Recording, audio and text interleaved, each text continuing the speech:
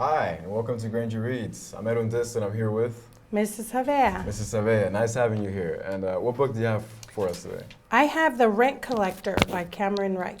That's cool. That's cool. Can you give us a brief summary of what this book's about? Sure. It's a great book. It's about a family, a father and a mother and their son.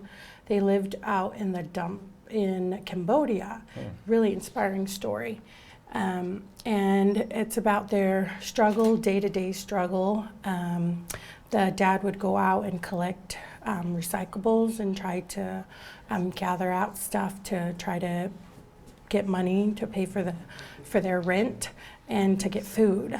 But all throughout the story, it's very inspiring how they live. They have their little son who's really sick every day. Wow. And the mom has to take care of him while the dad is out trying to put things together to bring food home. Okay. But it's a really interesting story all throughout. It's really long, but it's really good. Okay, that sounds really cool and interesting. Did you feel anything while reading this book, like happiness, sadness, any situations? Hope, inspiring, empowering at the same time. As a mother, I can relate to the mother of the story, how she tries to do the best for her family.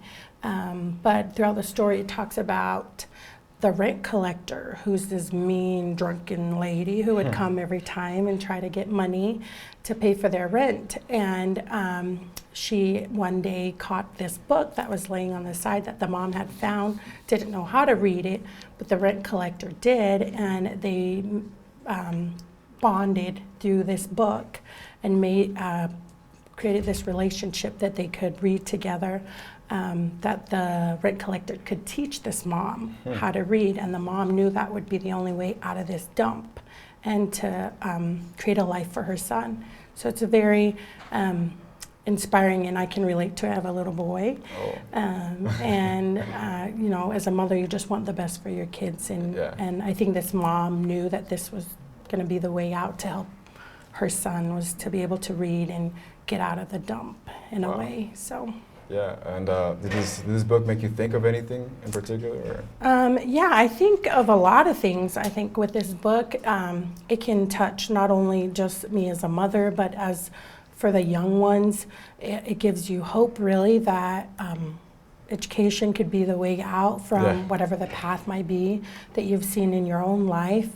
And just wanting the best for yourself, but for everybody else in the family.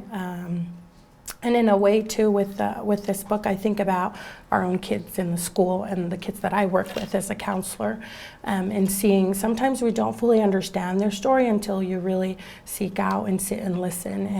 And this book kind of teach a part of it, and how it just unfolds throughout the whole story of this mom who's wanting the best. And in a way, this rent collector, mean lady, seemed to be mean but really not, ended up bonding with this young mom, uneducated, living in the dump, and they have kind of given each other this lesson of finding the best in each other. So towards the end, she doesn't get all mean anymore. The rent collector gets all nice. Oh, that's good. That's good. And do you have any quotes we can take from this, we can learn from? Yeah, I look at our lives.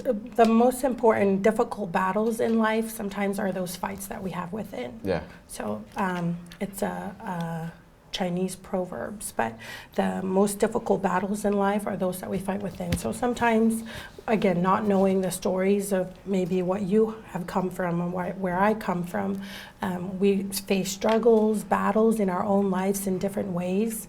And so those are the best fights, because when you overcome them, it helps you to be a stronger person, you become a better person, and you grow from those mistakes or maybe the joys of those struggles, I guess. I completely agree with you. That's true. Yeah. But yeah, thanks for being here with us, and yeah, have a great time. Back to you. I don't know how to end it. I don't know.